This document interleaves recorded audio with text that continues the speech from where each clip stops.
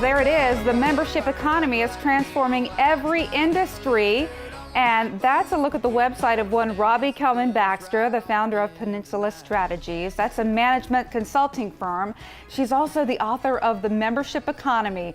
Find your super users, master the forever transaction, and build reoccurring revenue. This book has been named a top 5 marketing book of the year by Inc.com. Robbie, welcome back. You coined the phrase, the membership economy. This is your doing, and you brokered that phrase, and also you show people exactly how to build a model. You've got metrics, you've got the science and the art down.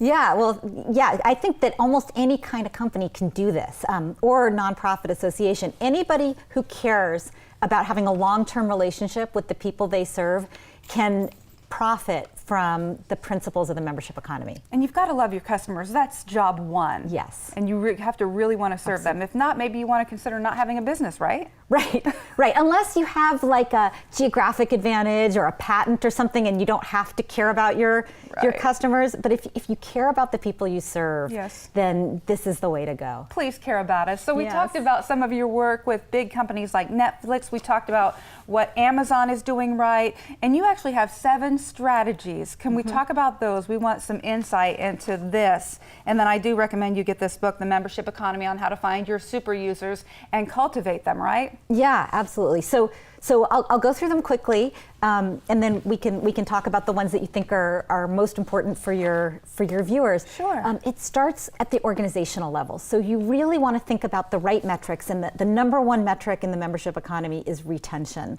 You want to minimize churn, and if you don't have that, if people are leaving after they join you, they don't like your product, there's no point in turning on the loudspeaker and spending money on marketing. Right, so that's kind of the first, and that flips most businesses on their head, because most businesses are completely focused on acquisition of new customers. Get people in the door, get people in the door. But retention is just like what percentage of importance is it? It's at least half, maybe? Way more than, I think more even, right, because if a customer comes back, it's more profitable, right? It costs a lot to get them in the door the first time. The second time, you're not paying to get them in the door because they come in on their own. So you want to get them coming back. Okay. Yeah. So the fact that it's more important, plus the fact that retention is just not sexy. People don't like to talk about it. They don't like to tell their boards about it. But it's really important. Loyalty is everything in business. So that's the first strategy, and you've got 6 more good ones. Yeah. So you want to start at the bottom of the funnel. So you want to start with making sure people are loyal, and then work your way back up. So if somebody's going to stay with you, then you think about how do you talk to them. Then you think about how do you find more of them. But you start with making sure that you have a real fit between the products you sell, and you know exactly who those customers are you're going to serve. Okay. You want to think about your pricing structure. So instead of thinking about one-time fee, you think about what is the ongoing thing that you're charging for, and how do you do you have tiered prices, or do you have just one offering like Netflix did for so long? And do you have anything, this is the next one, anything that's free?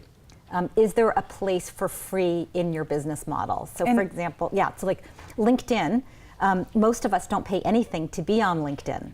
But if you want the jazzy version of LinkedIn, you can pay a little more and get the benefit. Right, exactly. If you can pay a little more. So thinking about that is a great tactic. So thinking, is it free trial? Like if you have a restaurant, do you give people a free taste of your filet mignon to try to get them to buy the most expensive thing? Of course you do. Right? Or do you give them like free bread for the whole meal, no matter what? So that's, like you say, it's about changing their behavior with a little taste. Yeah, exactly. So like, for example, the New York Times, to change us from print to digital, they say you're allowed to see up to 10 articles a month, right? And that's a little taste to get you to change your behavior and say, okay, yeah, I do actually look at 10 articles every month. Maybe I should think about subscribing. I need you in my life more. Let's become partners in the membership economy. So how many points is that?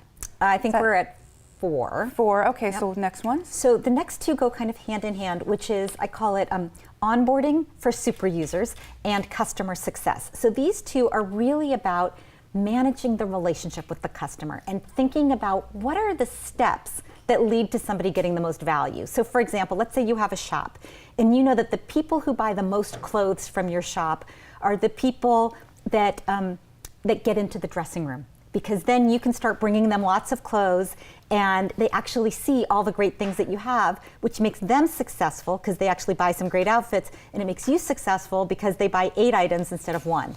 Well, then what you want to do is design your store so that people that come in all go right to the dressing room. Oh, see, you think about things like this to help us so we don't have to think about it. We can just have the solution. And the clothing, that reminds me, another membership economy, Rent the Runway with clothing. Yes. It's everywhere. Yes. Fashion is completely blowing up with membership models. There's Rent the Runways, as you mentioned, where you can kind of borrow an outfit for a special occasion that's exactly for that. So you don't have to just have the black dress, but you can actually get the sequined fabulous number for the dinner party and then never wear it again. There's also Le Tote, which I'm really loving right now, which is like Netflix for clothes. They send you 5 items, you keep them as long as you want, and then you return them and they send you 5 more. Oh, it sounds great, because who wants to wear the same thing twice, for heaven's sake? Right. So then what are we on, 6 or 7 points? We've got, so then with onboarding, there's also ongoing customer success. So you want to think about how do we keep them happy? It's the opposite of customer support. Customer support is, I call you to complain, and so you fix the problem. This is like, we call you to see if you're happy. We ask you, how can we do more for you? And that builds greater loyalty. So having that mindset. And then the last one is to use technology as your friend, which you actually brought up earlier, which was a great point. Like, make the time to learn about social media, make the time to understand what your digital options are, because there's so many great tools out there that aren't that hard to use. How does someone take their first dive into social media if they're just not used to it? So the first thing is to think about what you're trying to accomplish. I'm a big fan of starting with your goal and then working backwards. So if you were thinking like, okay, I have a clothing store and I understand there's social media, I should be using it, I would ask the people coming into the store, what kind of social media do you use? What would be useful for you to have from me? And seeing what they find interesting and then going there. So it may be Facebook, it may be, if you have teenagers, it may be Instagram.